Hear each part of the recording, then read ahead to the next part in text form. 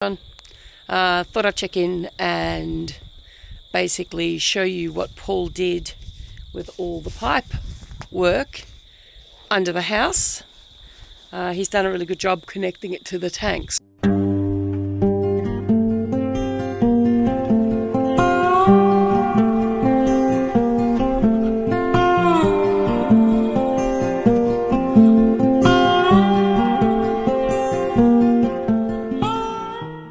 What do you have to say for yourself, Monty? Now we need 100 mil of rain. Show. Up and in. It's up and in. It's up and in.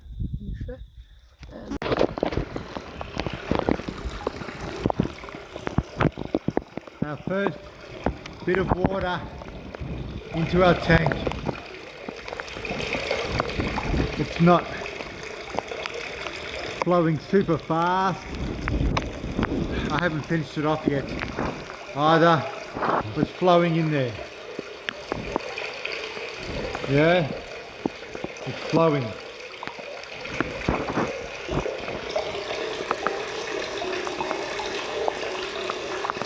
Looks all fresh. Fresh as a daisy. Woohoo! I don't know if you can see it. There's Louie. Hi, Boo Boo. Hi, Boo Boo. Zella. Zella. You can't hardly see her. She's so dark. You can see the string moving. You can see a little paw. There's a little face. Zella. Little paw. Boo Boo. Hi. Louie. There she is. Hi, Zell. Okay, back to the video. Sorry. Animals are so distracting. So this is our, what they call, I think, first flush, I think they call it. In case we have no rainfall for a while, which doesn't seem to be a problem here in this area. We seem to always have rain. Pretty lucky that way. So what he's done is, that was all connected by a professional who fixed our roof. And then Paul's come along and he has connected it underneath the house. So I'm not sure if you can see that. But there is a fall all the way along. And all of the pipes from all of the different down pipes connect across. Then it turns the corner and goes down and around. And then it comes out here, which is where our water pump is. That's what this is for. Paul's moved it today because he was doing the installation. So that's where our water pump is. And then it goes from here. It's got an elbow that connects this whole pump to where Lolly is. Hi, Lolly. Hi. Where's my good girl? Our little old girl. And up and into the tank. So he's in the process of digging the trench so it's deep enough, because I think by law it has to be like 30 centimetres down or something. So he's measuring, digging, and then it'll connect to the tank there. So he's done a really good job, and now he's working on the insulation. So let's go and have a look and see what he can tell us about the insulation. All right, I'm going to pass you to Paul, who's going to show you the insulation that we've chosen. There you are. Hello, Paul. Guten Tag. Here you go.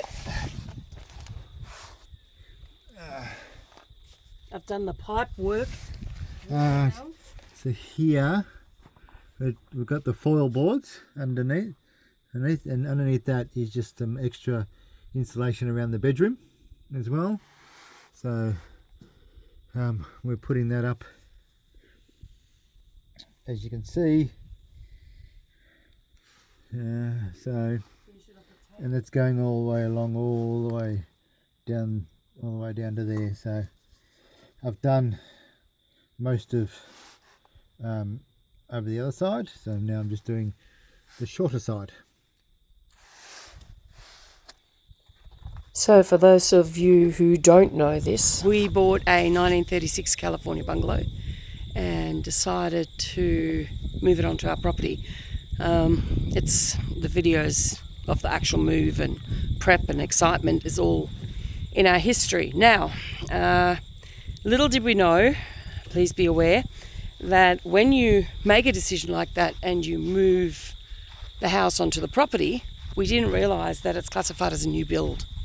So as a result, basically your house has to be, I think it's up to a 6-star energy rating, which means you need to put insulation in double glazed windows, which means we'll most likely have to lose our beautiful windows that are still standing in the house, because for those of you who know, we had vandals go through and destroy some of the old plaster work, and luckily they didn't get to the ceiling roses, which I absolutely love, and I would have been absolutely devastated. So eventually we will start doing the walls, which will be a little bit more challenging because we don't want to destroy the weatherboard that we've got on the actual house itself. You know, we were going to keep the windows, however, to try and get double glazing in there, we have got approval and amended plans with different types of windows. They're laminate glass. However, trying to find someone around this area that actually does that type of work is proving to be a little bit more challenging. So we're trying to go up where we can. We've gone, I think we had to have R5 for the roof insulation, and we went with R8s. So we've kind of gone up where we can, and we're hoping that that'll bring us across the line. The windows at the moment, what we're planning on doing is, as we start doing the windows, one by one, hopefully what we'll be able to do is, just watching where I'm walking so I don't go bum over, I would really like to do each wall one by one and change the windows as we go, take off the boards and then make a decision from there how. So hang on, I'm just going to talk on this side of the house. Give me a sec, I'll just turn the camera around. Okay, so I'll use this side as an example. This is down the track. We want to put a sliding door here. In the interim, we're not ready because we haven't got a deck here. So this will be the deck, and that'll be the view from the deck. Wine, biscuits, cheese, deck, sunset. You get the picture. So I really want to put a sliding door in here, and then in the corner of this lounge, this is the lounge room, by the way, it's where the old fireplace used to be. It was a gas fire, so it wasn't the original fire. So where the corner of the room is, I believe this is it here. You can see that's the wall, I think. So in this corner here, we want to put a fireplace. So we've got to do that before winter hits, so we can actually continue working inside the house, because, I mean, the insulation will help. We're still staying in the caravan. It is quite chilly here in winter, so you know, if we are working during the day, it'll be nice to have a refuge inside the house to keep us sane. So yeah, it's lots of fun. So what I was trying to say on the other side is we take out the weatherboard, put the insulation in, and then change any windows as we come to that wall. So we're going to have to be very careful with the weatherboards themselves. Some of them do look like they might have a bit of damage, but underneath they're pretty solid, so there's not a lot of like rot in them.